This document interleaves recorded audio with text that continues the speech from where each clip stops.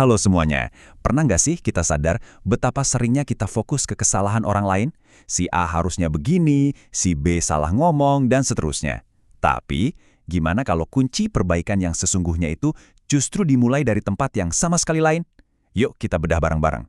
Pertanyaan ini mungkin agak jelek ya rasanya. Soalnya emang gampang banget jadi kritikus buat dunia di sekitar kita. Saya juga kadang-kadang gitu kok. Tapi saking sibuknya kita lihat keluar, kita jadi lupa buat nengok ke dalam. Nah, ini nih titik awal dari penelusuran kita hari ini. Oke, coba kita pakai analogi yang gampang banget ya. Bayangin hati kita ini kayak sebuah gelas atau wadah. Kalau wadah itu kita isi dengan air yang jernih, yang bening, pas tumpah, ya yang keluar pasti air jernih juga kan? Tapi kalau isinya keruh, penuh lumpur, ya jangan kaget kalau yang tumpah keluar juga kotor dan berlumpur. Intinya, semua tindakan dan ucapan kita itu cerminan langsung dari apa yang kita simpan di dalam hati. Jadi prinsipnya sederhana banget. Sebelum kita coba-coba benerin dunia luar, kita harus pastiin dulu kalau wadah di dalam diri kita ini bersih. Semuanya itu berawal dari sini.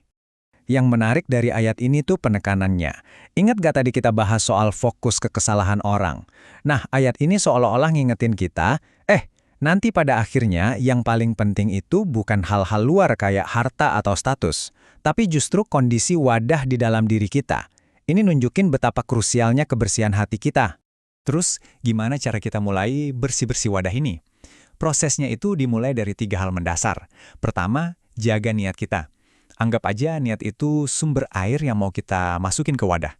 Kedua, buang kotoran-kotoran, kayak rasa iri dan benci. Karena ini nih yang bisa bikin air sejernih apapun jadi keruh. Dan ketiga, isi terus wadah kita dengan air bening, rasa syukur. Ini nggak cuma membersihkan, tapi juga bikin adem. Oke, setelah wadahnya siap, langkah selanjutnya adalah penyaringan. Kita perlu aktif nih, ngidentifikasi dan misahin kotoran-kotoran yang mungkin udah lama banget ngendap di dasar hati kita. Ayat ini tuh benar-benar ngasih kita kunci universal. Perubahan itu mulainya dari dalam. Inisiatifnya harus datang dari kita sendiri. Kita nggak bisa cuma diam nunggu keadaan jadi lebih baik. Kita yang harus jadi agen perubahan itu, dimulai dari diri kita. Nah, ini dia nih, beberapa kotoran yang paling umum dan seringkali paling susah buat dihilangin. Ego, yang bikin kita ngerasa paling benar. Kesombongan, yang bikin kita buta sama kebenaran. Sama ketidakjujuran, yang ngeracunin semuanya. Ini benar-benar endapan pekat yang bisa bikin air di hati kita jadi keruh total. Proses penyaringannya ini butuh kesadaran penuh. Pertama, kita harus super jujur sama diri sendiri dan berani nyakuin sifat jelek kita. Terus, yang paling penting, kita nggak cuma buang sifat jelek itu, tapi kita ganti dengan lawannya. Misalnya, kesombongan diganti jadi rendah hati. Dan tentunya kita butuh panduan. Cari ilmu dan dengerin nasihat, itu cara kita mastiin filter kita bekerja dengan benar. Sekarang, yuk kita bahas satu noda spesifik yang bahaya banget, prasangka. Ini tuh kayak noda karat di dalam wadah kita, yang pelan-pelan tapi pasti ngerusak kemurnian isinya. Peringatannya jelas banget kan? Prasangka buruk itu bukan cuma pikiran negatif biasa, tapi bisa jadi dosa. Ini nunjukin betapa seriusnya dampak dari asumsi negatif ke orang lain, baik buat hubungan kita sama mereka maupun buat kebersihan hati kita sendiri. Lalu gimana cara praktisnya membersihkan noda ini? Kuncinya adalah melatih pikiran. Coba deh biasain untuk selalu cari sisi baiknya dulu. Kalau ada yang ngeganjel, jangan biarin asumsi jadi liar, langsung klarifikasi. Nanya itu jauh lebih baik daripada nuru dalam hati. Dan yang terpenting, selalu ingetin diri kita ini nggak bisa baca hati orang, jadi berilah mereka benefit of the doubt. Nah, sekarang kita pindah ke bagian outputnya. Apa yang ada di dalam wadah kita itu, pasti bakal kelihatan dari cara kita bertindak dan ngomong. Ini nih ujian yang sesungguhnya dari kebersihan hati kita. Definisi ini, wah simple tapi dalam banget. Ukuran seorang muslim yang baik itu ternyata sesederhana rasa aman yang dirasain orang lain di sekitarnya. Bukan dari ibadah yang kelihatan megah, tapi dari dampak langsung lidah dan tangannya ke orang lain. Yuk kita berhenti sebentar dan renungin pertanyaan ini. Jujur sama diri sendiri, apakah teman kita, keluarga kita, rekan kerja kita merasa aman dari lidah kita? Atau mereka malah sering was-was karena kata-kata kita yang nyelekit atau gosip yang kita bawa?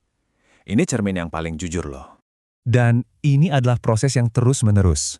Dimulai dengan memperhatiin kualitas interaksi kita, terus secara sadar menyaring omongan kita dari hal-hal negatif kayak gosip, dan akhirnya mengalihkan fungsi lisan kita buat tujuan yang lebih baik, menebar kebaikan bukan sebaliknya.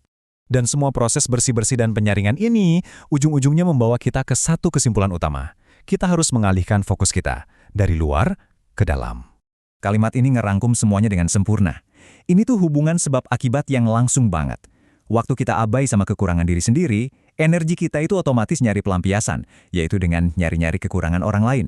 Jadi, poin kuncinya di sini, ini bukan berarti kita jadi egois atau nggak peduli sama sekitar ya. Bukan. Ini tuh tentang membersihkan kacamata kita dulu. Gimana coba kita bisa lihat dunia dengan jernih kalau lensa yang kita pakai itu kotor, buram, dan penuh goresan? Perbandingannya di sini jelas banget. Jalur pertama, sibuk ngurusin orang lain, itu jalan buntu yang cuma ngabisin energi dan ngerusak hubungan. Sedangkan jalur kedua, fokus ke diri sendiri, adalah jalan menuju pertumbuhan, kerendahan hati, dan hubungan yang lebih kuat. Pada akhirnya, pilihannya selalu ada di tangan kita, mau lewat jalan yang mana.